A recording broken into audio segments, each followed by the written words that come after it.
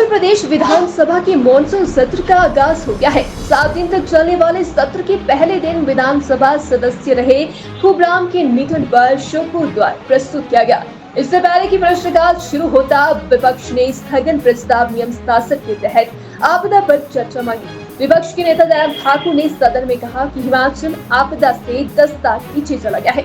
441 लोगों की मौत हो चुकी है, कई लोगों के घर बहने से व बेघर हो चुके हैं। ऐसे में सदन में सारे काम रोककर चर्चा होनी चाहिए। इस पर संसदीय कार्य मंत्री हर्षवर्धन चौहान ने कहा कि सरकार ने पहले ही नियम 102 के तहत आपदा पर चर्चा करवाए लगाई हुई है, इसलिए शासन के तहत चर्चा की जरूरत नहीं है। नाराज विपक्ष ने सदन में नारेबाजी शुरू कर दी और वॉकआउट कर दिया। सदन से बाहर आकर विपक्ष नेता जयराम ठाकुर ने कहा कि प्रदेश में आई आपदा से प्रदेश जूझ रहा है, कई लोग बेघर हो गए हैं। लोग उम्मीद लगाए बैठे कि आपदा पर सदन में चर्चा हो, जो कि जन भावनाओं का सम्मान हो, लेकिन सरकार चर्चा से भाग रही है। आज विधानसभा का मॉनसून का ये पहला सत्र है और इस पहले सत्र में पहले दिन हमने हिमाचल प्रदेश में बारिश और बरसात के कारण जो त्रासदी हुई है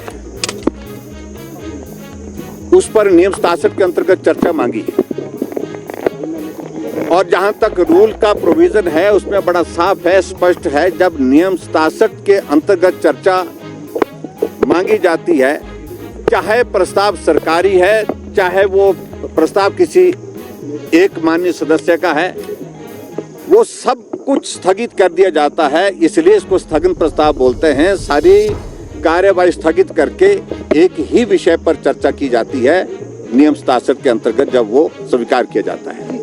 लेकिन मुझे मालूम था कि सरकार की ओर से पहले ही ये मन बना लिया था कि हमने नियम 67 के अंतर्गत चर्चा की अनुमति नहीं देनी है, और इसीलिए पहले ही मुख्यमंत्री ने जो प्रस्ताव लाया है उस प्रस्ताव को लाने के पीछे मंशा एक अलग तरह की थी और हमारी मंशा बड़ी साफ थी, जिसमें राजनीति नहीं, जिसमें हिमाचल प्रदेश का हर व्यक्ति का भाव है कि इस वक्त सत्र शुरू हो रहा तो हमारा घर चला गया है, हमारा परिवार का सदस्य चला गया है, कहीं तो आवाज वो हमारी उठाई जाएगी सरकार के सामने, और ये जिम्मेवारी विपक्ष के नाते हम निभाने की कोशिश विधानसभा के अंदर कर रहे हैं। और मुझे इस बात को दुख है कि नियम 67 के ऊपर चर्चा जो रोक दी गई, जिस पर अध्यक्ष महोदय जी ने कहा कि पहले ही हम दूसरे नियम के अंतर्गत वहां पर चर्चा को स्वीकार कर चुके हैं, और मैं अध्यक्ष के प्रति सम्मान व्यक्त करता हूं। लेकिन बड़ी साफ बात है,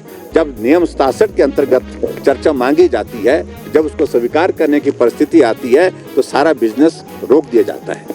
और आज की आवश्यकता है कि आपदा पर चर्चा हो और राजनीति से हट करके हो, और उसमें हिमाचल प्रदेश में कितने लोगों की पीड़ा है इस बात को अच्छी तरह से समझते हैं, क्योंकि सदी की सबसे बड़ी त्रासदी के दौर में से हिमाचल गुजर रहा है।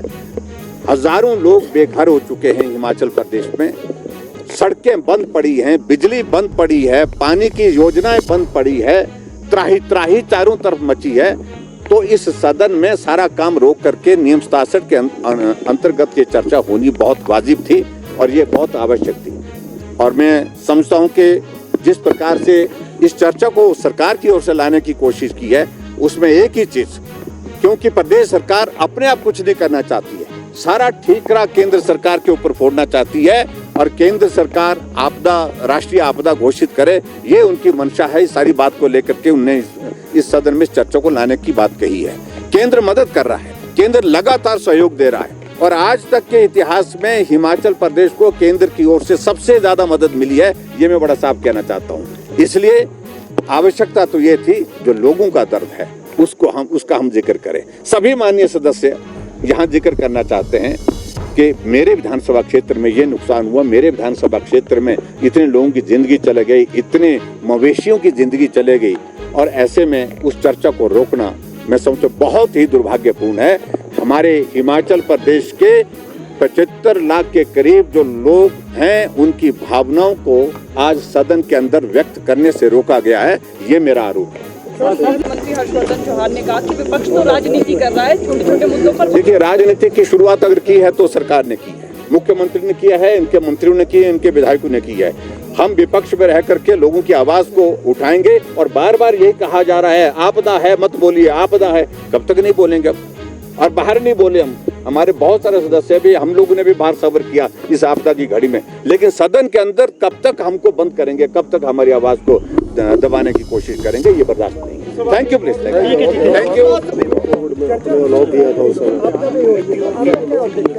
देखिए, मैं इस बात को बड़ा स्पष्ट कर रहा हूँ, कोविड के दौरान जब हिमाचल प्रदेश में, वो भी एक बड़ा मुद्दा था, हालांकि वो प्रदेश की आपदा नहीं, वो राष्ट्रीय नहीं, अंतर्राष्ट्रीय, मतलब ये एक वैश्विक विषय था, लेकिन उसके बावजूद भी हमने नियम 67 के अंतर्गत चर्चा की अनुमति दी थी हमने। और आज तो हिमाचल प्रदेश में त्राही त्राही मची है इस आपदा के कारण, उसके बावजूद भी चर्चा की अनुमति नहीं दी जा रही है। मुख्यमंत्री अपने विचारों को थोपना चाह रहे हैं, सरकार अपनी बात को कहने की बात कह रही है, लेकिन लोगों की पीड़ा कहने के लिए जो विपक्ष के सदस्य हैं उनको उससे रोका जा रहा है, यही दुर्भाग्यपूर्ण है।